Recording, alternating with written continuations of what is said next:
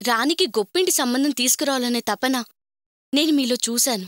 అందుకేగా గోపీబావ డబ్బు మీది కాకపోయినా తప్పని తెలిసినా వీళ్ళకోసం ఆ డబ్బు గోతిలో దాచి అవమానపడ్డారు. అందరూ ఆ విషయాన్ని తప్పు పట్టినా నేనది తప్పనుకోలేదు. మిమ్మల్ని అర్థం చేసుకున్నానత్తయ్య. ఈ డబ్బే కాదు, ఇక నుంచి నేను సంపాదించే ప్రతి రూపాయి మీ చేతిలోనే పెడతాను. మీరు దాన్ని దాచి ఈ కుటుంబం కోసం ఏం చెయ్యాలో, ఏం చెయ్యాలనుకుంటున్నారో అదే చెయ్యండి. అమ్మ రేవతి, కట్టుకున్న భర్త, కన్న కొడుకు ఇంతవరకు ఒక్క రూపాయి ఇచ్చి ఇలా అన్న పాపారు పోలేదమ్మా. నువ్వు ఈ మాటని ఎంత తృప్తినిచ్చావమ్మా. చల్లగా 10 కాలాల పాటు వర్తిల్లమ్మా.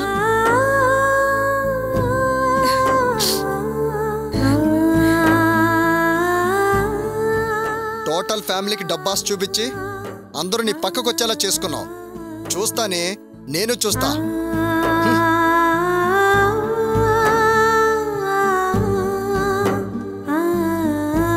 చూడమ్మా రేవతి, వాడి మాటలు ఏం పట్టించుకోమోకు. వాడు అంతే తాసుపాములా బుస కొడతాడు, కానీ జరిగిపోతంత పిరిగివాడు. ఇదిగో నువ్వు ధైర్యంగా ఉండు, నీ దారిని వెళ్ళిపో. Carry on, proceed.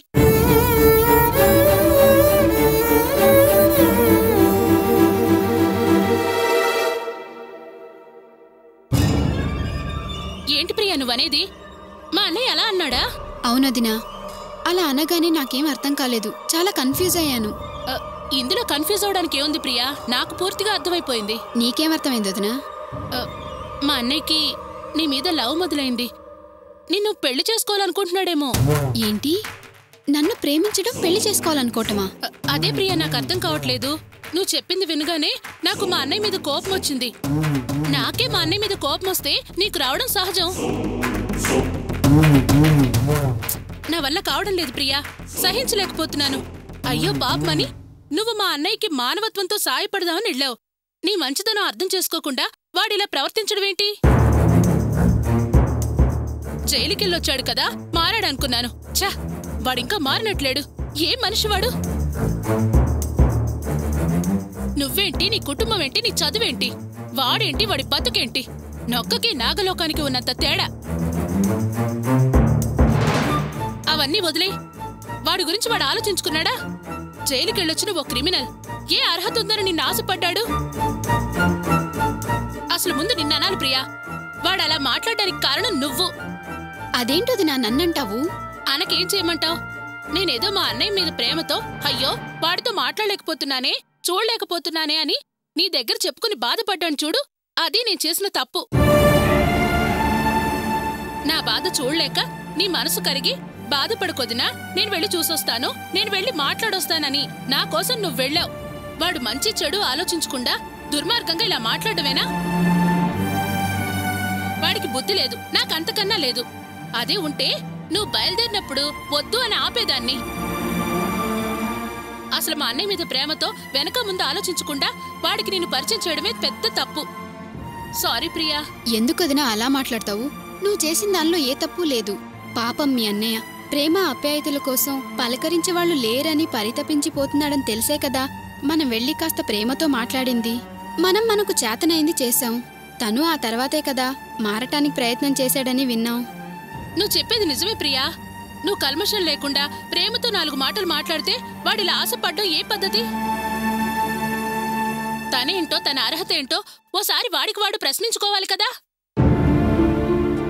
నువ్వే చూసావు కదా, ఓ అవిట అమ్మాయి వాడు జైలుకెళ్ళొచ్చాడని తెలిసి చీపో అంది. అది వాడు విన్నాడు కదా. అంతా తెలిసి వాడు నీతో అలా మాట్లాడడం మరీ అంత దురాశ? నేను సహించలేకపోతున్నాను ప్రియా. నేను చేసింది పెద్ద తప్పు. వాడిని నీకు పరిచయం చేయడమే పెద్ద పొరపాటు. నన్ను క్షమించు ప్రియా. అయ్యో ఏంటోదినా, నువ్వు నన్ను క్షమించమని అడగటమేంటి? ఇది చాలా చిన్న విషయం, తేలిగ్గా తీసుకో. ఏంటి ప్రియా, నువ్వు దీన్ని చిన్న విషయమని తేలిగ్గా తీసుకోమంటున్నావు? నాకు ఈ విషయం తెలియగానే శివాలెత్తినట్టయింది. ఏదోలే పాపం, ఒంట్లో బాలేదని లేవకుండా ఉన్నాడని సేవ చేస్తే వాడు కృతజ్ఞతతో చేతులెత్తి దండం పెట్టాల్సింది పోయి నీ చేయి పట్టుకుని నడవాలనుకుంటాడా? ఆశకి కూడా ఒక హద్దుండాలి. ఎంత దుర్మార్గపు ఆలోచన! మేము రక్తం పంచుకు పుట్టిన అన్నా చెల్లెళ్ళమంటే నమ్మలేకపోతున్నాను. మారలేదు ప్రియా, వాడు మారలేదు. వాడు మారడు కూడా, అంతే. ప్రియా, ఇక నుంచి వాడిని కలవడం, మాట్లాడడం అన్ని మానేయ్. వదినా, ఇంత చిన్న విషయాన్ని నువ్వెందుకు ఇంతగా ఆలోచించి పెద్దది చేస్తున్నావు? ఎందుకు ఇంతగా బాధపడుతున్నావో నాకు అర్థం కావటం లేదు. వదిలే. లేదు ప్రియా, నువ్వు చిన్న పిల్లవి, నీకు తెలీదు. ఇప్పటికే నువ్వు ఆ గౌతమ్ని లవ్ చేసి దెబ్బతిని బాధపడుతున్నావు. ఇలాంటి సమయంలో వాడి మాటలు నిన్ను ఇంకా బాధ పెట్టవా? అదేం లేదు వదినా, నాకేం బాధ లేదు. అది నువ్వు అనుకోవచ్చు, నీలో ఆలోచన రావచ్చు. నేను ప్రేమలో ఓడిపోయి దెబ్బతిన్న దాన్ని అతను జైలుకెళ్ళొచ్చి నలిగిపోయి ఉన్నాడు, ఇలా ఇద్దరం జీవితంలో ఓడిపోయిన వాళ్ళమే, అలాంటప్పుడు ప్రేమిస్తే తప్పేంటని నువ్వనుకోవచ్చు. అది నీ మంచితనం అవుతుంది, గొప్పతనం అవుతుంది. అయినా వాడి ప్రపోజల్కి ఈ ఇంట్లో వాళ్ళు ఒప్పుకుంటారా?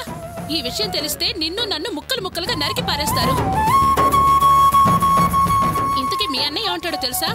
దాన్ని నువ్వే మీ అన్నయ్యకి పరిచయం చేశావు, దీనికి అతడికే కారణం నువ్వేనంటూ నన్ను నరికి ముక్కలు చేస్తాడు. అసలు వాడు జైలు నుంచి బయటకు వస్తున్నాడని తెలిసిన రోజునే మనం వాడి గురించి మాట్లాడితే ఏమన్నారు? వాడి పేరు ఇంట్లో ఎత్తొద్దన్నారు.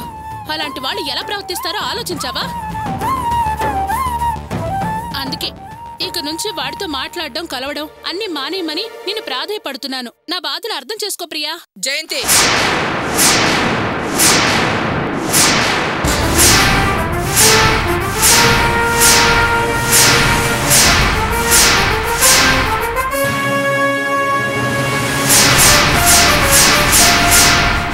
ఏంటి? ఎవరితో నిన్ను కలవద్దు, మాట్లాడొద్దని జయంతి అంటోంది? అమ్మా, అది ఆ రోజు వీధి చివరిదాకా వచ్చి నిన్ను బండి మీద దించి వెళ్ళిన వాడి గురించేనా? మళ్ళీ అప్పుడప్పుడు కలిసి మాట్లాడుకుంటున్నారా? కాదమ్మా, అది నువ్వు మాట్లాడు ప్రియా. ఏ రోజైనా ఈ విషయం అత్తయ్యకి తెలియాల్సిందే కదా. ఏది అత్తయ్య దగ్గర దాచిపెట్టకూడదు. మీరు అనుకునేది కరెక్టే అత్తయ్యా. ఏంటే, వాడితో మాట్లాడదని చెప్పానా లేదా? నేనంటే అంత లెక్కలేని తనవా? అదే విషయం నేను ప్రియతో మాట్లాడుతున్నాను అత్తయ్య. ప్రియ ఏదోలే అని అప్పుడప్పుడు ఫ్రెండ్షిప్ గా మాట్లాడుతుందట. ఆ అబ్బాయి సడన్ గా ఇవాళ ప్రియతో ఐ లవ్ యూ చెప్పాడట. మరి నువ్వేమన్నావే? మెరికలు తిరుగుతూ తలాడించావా? తలక మాసిందానా? అయ్యో అత్తయ్య, అలాంటిదేం లేదు. చీపోరా రాస్కిలని చెంప పగలగొట్టి మన ప్రియ వచ్చేసింది. ఆ విషయమే ప్రియ నాతో చెప్తోంది. మంచి పని చేసావు ప్రియా, ఇక నుంచి వాడితో మాట్లాడొద్దని చెప్తున్నాను. అయ్యో, పాలు తీసుకెళ్దామని వచ్చి మాటల్లో మర్చిపోయాను.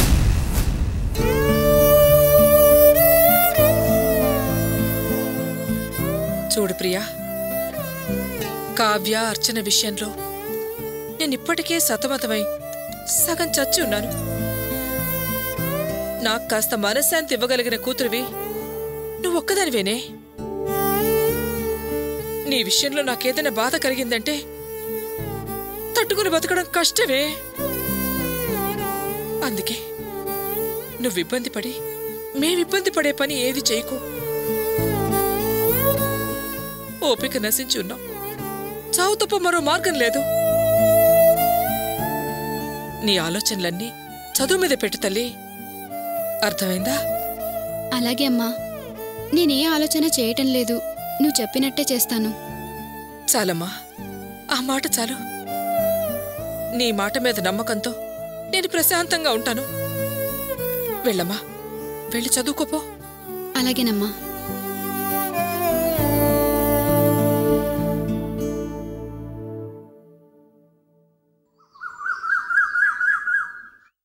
ఏమండి? ఏమండి?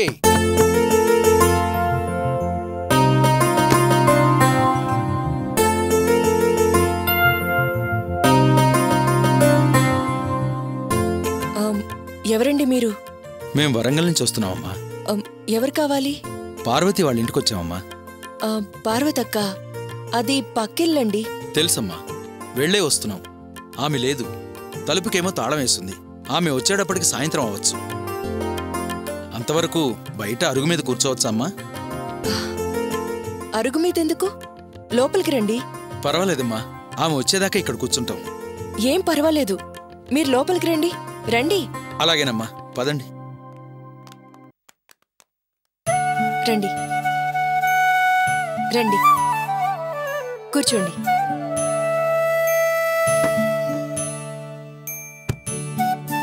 ఇలా కూర్చోమ్మా. అయ్యో పైన కూర్చోండి. పర్వాలేదమ్మా. మీరు చల్లగా ఉండాలమ్మా. ఏమండి, మీరు పార్వతక్కకి ముందే ఫోన్ చేసుంటే ఈ సమస్య ఉండేది కాదు కదా.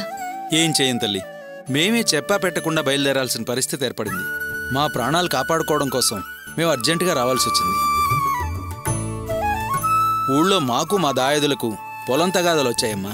పంచాయతీ పెద్దలు మాకు అనుకూలంగా తీర్పు చెప్పేసరికి అవతలి వాళ్ళు మమ్మల్ని లేపేయాలని పొరుగురు నుంచి మనుషులను తీసుకొచ్చారు. అది తెలిసి మేం పారిపోయి రావాల్సి వచ్చిందమ్మా. పార్వతి మా బంధువు అమ్మా. 4 రోజులు ఇక్కడ తలదాచుకొని కాస్త వాళ్ల కోపం తగ్గిన తర్వాత వెళదామని వచ్చాం. అందుకే ముందుగా పార్వతి కబురు చేయలేకపోయాం. ఓ 10-15 రోజులు పోయాక వాళ్ళ కోపం చల్లబడుతుందమ్మా. అప్పుడు పెద్ద మనుషులతో మాట్లాడచ్చని వచ్చేశాం. అలాగా? మీ కథ వింటుంటే నాకే అయ్యో పాపం అనిపిస్తుంది. సర్లే, ఇక మీకొచ్చిన ఇబ్బంది ఏం లేదు. పార్వతక్క వచ్చేంత వరకు మీరిక్కడే ఉండొచ్చు. అలాగేనమ్మా. నేనిప్పుడే మంచినీళ్ళు తీసుకొస్తాను. అయ్యో, ఇప్పుడే మంచినీళ్ళు తాగొచ్చామమ్మా. తాగారా? సరే అండి.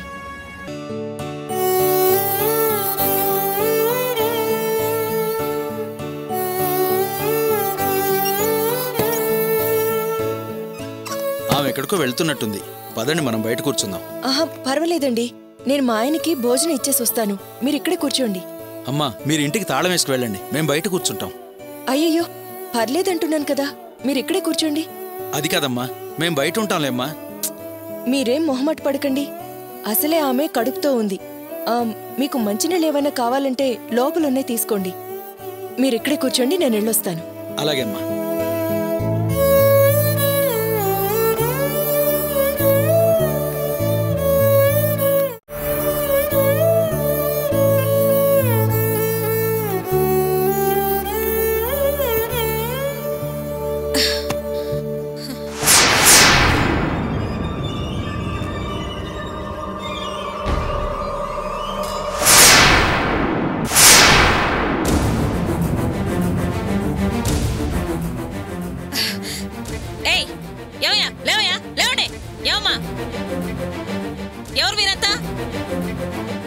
మేము పక్కింటికని వచ్చాము.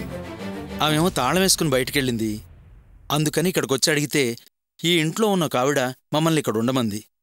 ఆవిడ రాగానే వెళ్ళిపోతామమ్మా. ఓహో, ఆ మహారాణి గారు మిమ్మల్ని ఇంట్లో వచ్చి అది ఊళ్ళో ఆడటానికి వెళ్ళిందా? అవును, ఇంతకు మీరెవరింటికి వచ్చారు?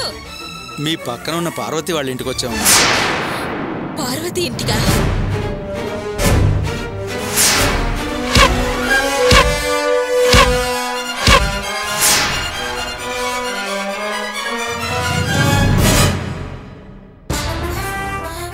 చూడండి, ఆ పార్వతి నాకు శత్రువు, దానికి నాకు పడదు. నన్ను పోలీసులకు పట్టిస్తానంది. అలాంటి దాని ఇంటికి వచ్చిన మీరు నా ఇంట్లో ఉండడానికి కుదరదు. మర్యాదగా ఇంట్లోంచి బయటికి వెళ్ళండి. వెళ్ళండి, వెళ్ళండి ఇక్కడి నుంచి. అదేంటమ్మా మీరు కాస్త కూడా దయలేకుండా అలా మాట్లాడుతున్నారు? ముందు బయటికి వెళ్తారా లేదా? ఎందుకమ్మా అలా అంటారు? ఆ అమ్మాయి ఇప్పుడే వస్తాను బయటికెళ్ళింది, రాగానే వెళ్తాం. అది ఎప్పుడు వస్తే నాకెందుకు? ఇది నా ఇల్లు. నేను చెప్తాను, మర్యాదగా మోటములు సర్దుకోండి. ఏంటి అందరూ అలా చూస్తున్నారు? వెళ్ళండి ఇక్కడి నుంచి. వాళ్ళెందుకు బయటికి వెళ్ళాలి?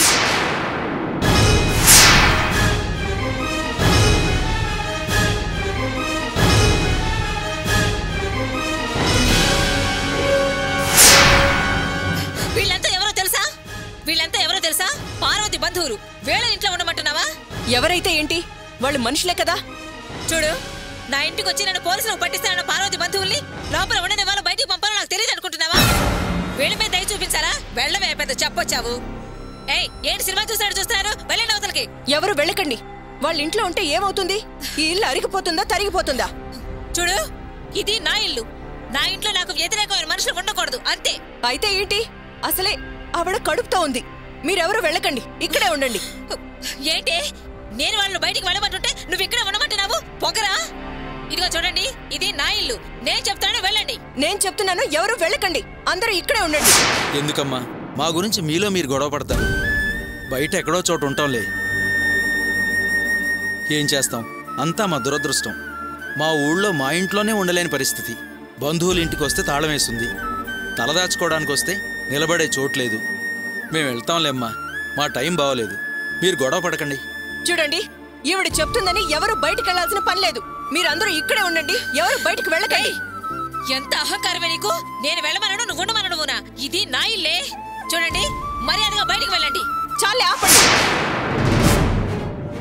ఏదోలే అని ఊరుకుంటుంటే ఓ తెగ రెచ్చిపోతున్నా.